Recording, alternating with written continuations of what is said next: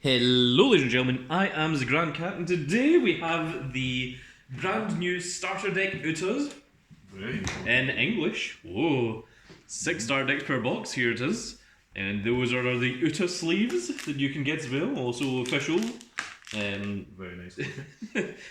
Japanese at the top for some reason, but English everywhere else. And I wonder if they just use the same sleeves from Japan. And the same packaging as well. Yeah. That's what I'm thinking.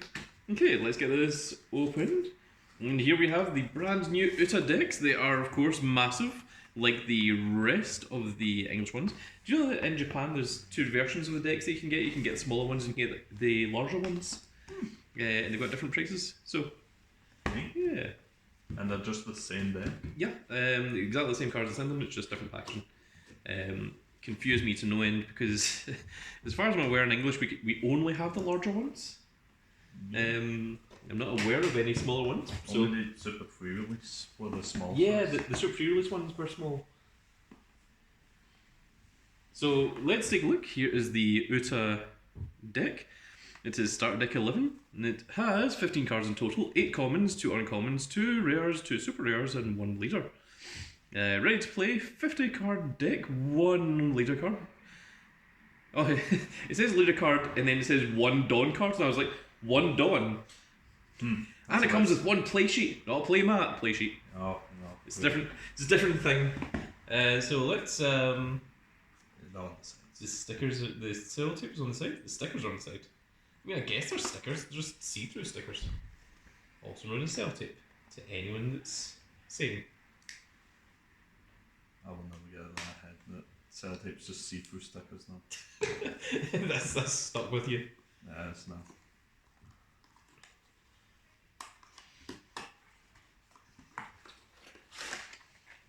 Oh, Does that have it's different. yeah?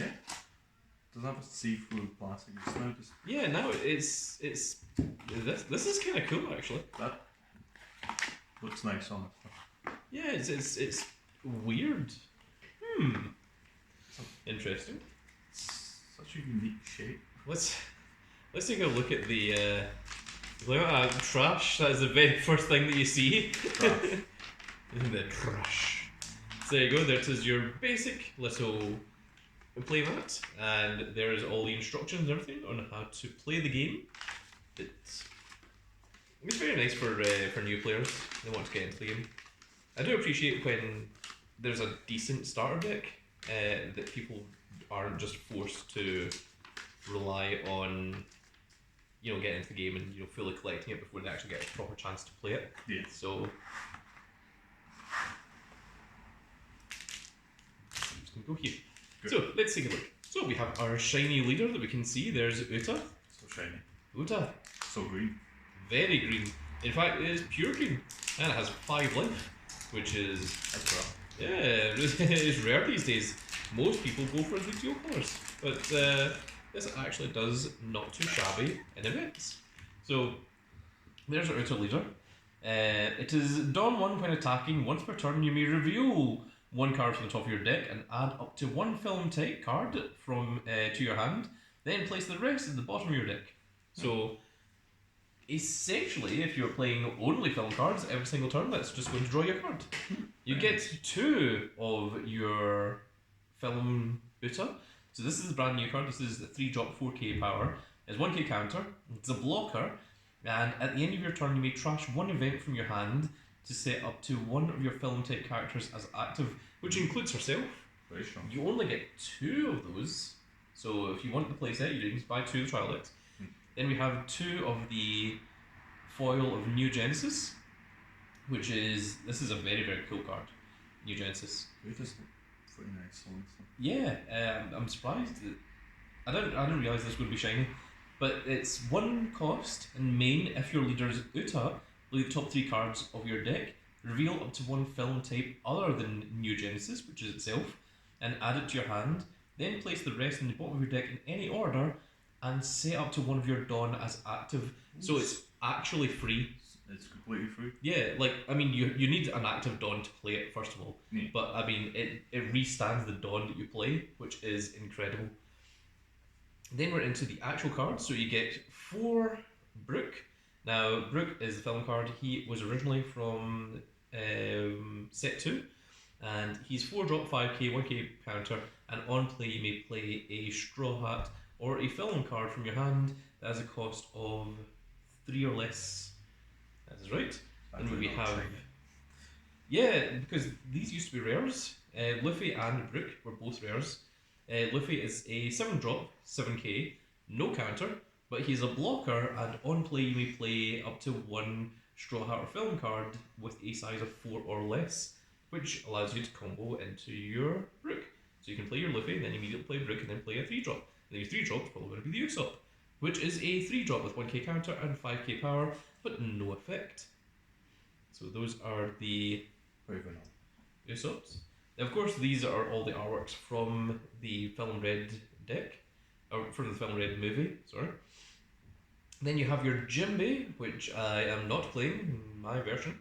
He is a 2 drop with 1k counter and only 4,000 power, so he does need that Dawn to be able to hit your opponent's leader. Yeah. Then you have the Tony Choppers, which are very cool to see those, because those were uncommons and those were a little bit hard to get. So the fact that it comes with 4 of those is very cool. Yes. He is a 2 drop with 2k counter, 2,000 power, and Dawn 1 when attacking, rest up to 1 of your opponent's characters at the cost of 2 or less. But the real reason to use him is because he's a 2k counter. Then we have Trafalgar Law, who up until this point hasn't been particularly good, but suddenly became a lot better in this version of the deck. So he's a 2 drop with 3k power, 1k counter, and active main. You may rest 1 Dawn, and then return this character to the owner's hand and play up to 1 character at the cost of 3 from your hand. So basically, if you play him, if you pay 2 Dawn to play him and then rest 1 Dawn to return to hand and play a 3 drop, then you're not getting any advantage because you're literally just paying 3 Dawn and just letting your opponent know that you've got a Trafalgar Law in hand. However, there is ways of getting him onto the field, or you can call him at the turn before, then attack with him, and then use the effect, and then bring out a 3 drop. There is many different ways that you can use Trafalgar Law now, that he is much more usable, and also the fact that he's a film card that you can add back to your hand with Uta, or add to your hand with Uta if you use the top of the deck, means that he's a lot more powerful now than he ever was. So Nico Robin, this is a really cool card. I'm using it in one of my builds of Uta, but you have to use the regional exclusive promo Bartolomeo, who is a 2 drop. So Nico Robin is a 3 drop with 4k counter and 4,000 power and 1k counter, sorry. And on play, you play up to 1 film or Straw Hat type crew with a cost of 2 or less from your hand. Now, there isn't that many 2 or lesses. I mean, you've got Jinbei, Chopper, and Trafalgar Law, but it is really cool if you go summon Luffy, call Brook, call Nico Robin, then Nico Robin call a 2 drop. But you really want to call off Bartolomeo, because Bartolomeo, he's a 2 drop with 3k power, 1k counter, and at the end of your turn, you may rest this card to stand 1 of your other film cards. So that means that you can attack with Luffy, then rest Bartolomeo, and then restand Luffy, so that he has the ability to block again. Then we have big old Frankie, who is a 5 drop with 1k counter, 7,000 power, no effect. We have Zoro, who is slightly better, who is only 4 cost with 1k counter and 6,000 power. Now, the reason that Zoro is better is because he can be called off of Luffy. Luffy can call it a 4 cost or less. The only way to play Frankie is to actually pay 5 Dawn to actually summon him. So, I personally don't think Frankie's quite as good. He is like a big body in the field, and if you don't have anything better, then yeah, this is fine. But you really want things to combo with each other. You want to call something cool off of Luffy, you want to call something off of Brook. If you're playing Nico Robin, you need to play enough 2 drops to make Nico Robin worth your while. Yeah. Then we have 3 Sword Style Onigiri, which is a film card, and it is 3 drop, and it is counter, give up to 1 of your leader or characters plus 6,000 power during this battle, then play up to 1 character with a cost of 3 or less and no base effect from your hand. So only did Usopp and Jinbei. Yeah, those are the only ones that can be played off of this. I think for the cost, for it being 3 cost, it's a little bit high, because you really don't want to be leaving 3 Dawn active. This is slightly better in things like Doflamingo that restands 2 of your Dawn at the end of your turn, but even then, I think there's better cards than this. Backlight is amazing. So this is main. This is something that I'm playing for. This is main. If your leader is Uta, choose one of the following two. Rest one of your opponent's characters with a cost of 5 or less, or KO one of your opponent's rested characters with a cost of 5 or less. So both effects are amazing for only paying 2 Dawn. You only get 2 of it. However, you do get 4 of Invincible, which is weird because this is the one I'm playing 2 of. Yeah. So this one is pay 3 Dawn and main set up to one of your Uta leaders as active. So it's kind of cool, but there is better cards. It does have a trigger though, and the trigger is your character gains 1000 power during its turn. This one also has a trigger, and these are the only 2 triggers in the deck, I believe, which is rest up to one of your opponent's leader or your opponent's characters with a cost of 5 or less. Then, of course, you have your 10 Dawn. The 10 Dawn is just your generic basic Dawn. Of course, the Dawn has different backing, different artwork to the back than what the main cards have, and of course, the leader also has different artwork on the back as well. And there we go. So that is the Uta starter deck. That is what we are going to be using in the Uta starter deck tournament. All of us are going to be playing with this exact deck, and then a little bit later on, we're going to be playing with constructed decks where we can start putting some of these cards together. And some of us will now play Uta decks, some of us will just use regular decks, and we shall see how Uta goes.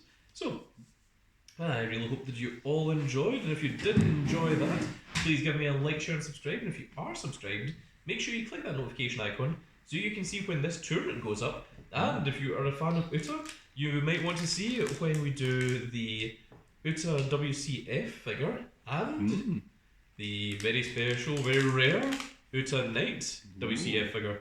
Oh, yes. Fancy. Those will be coming up soon as well. But that's going to be it for this video, folks. I really hope you all enjoyed, and we shall see you all in the next video. Goodbye, everybody. Goodbye.